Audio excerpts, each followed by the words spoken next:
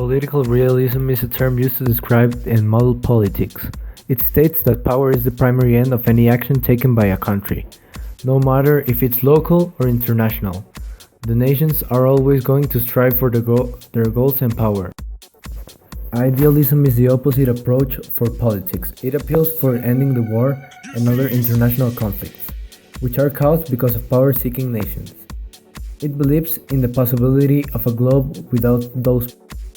Nationalism is a term used to describe the loyalty and devotion to the nation of an individual, which is bigger than their personal interests.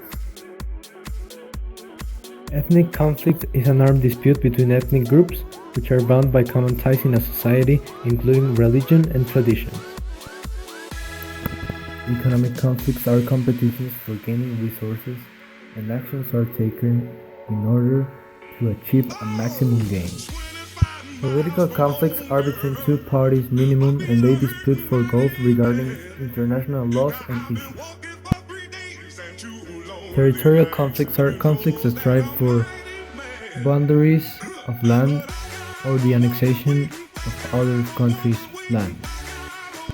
South Sudan separated because they wanted independence, but this led to many problems such as the 78% of the people live in rural areas, mostly forest, and farmers who grow crops and rear animals just feed themselves and their families. If really rich in natural resources, Sudan remains as one of the poorest countries in Africa with the second worst literacy rate in the world. Also, South Sudan has literacy rate of just 27%. This means only 27% of the people from South Sudan can read or can write. The main problem began when Omar al-Bahir was facing the new republic today.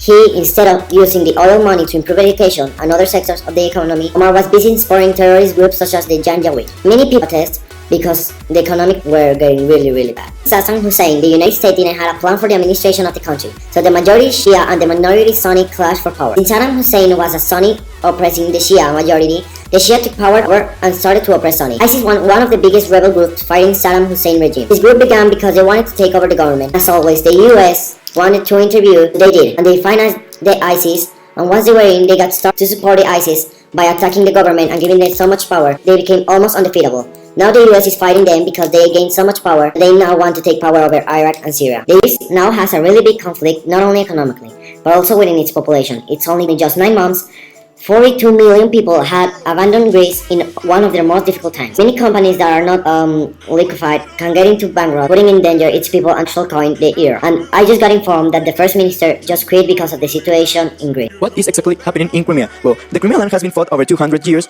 between Russians, Ottomans, and other empires. But the important thing here is that Crimea was given as a gift to independent Ukraine in 1951 by Nikita Khrushchev. The Soviets collapsed, and Crimea stands in Ukrainian territory. In other words, Ukrainian land with a lot of Russians.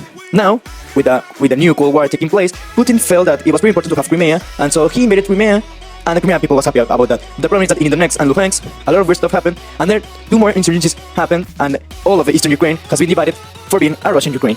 And later on, it's going to be part of the Russian Federation if no one stops that.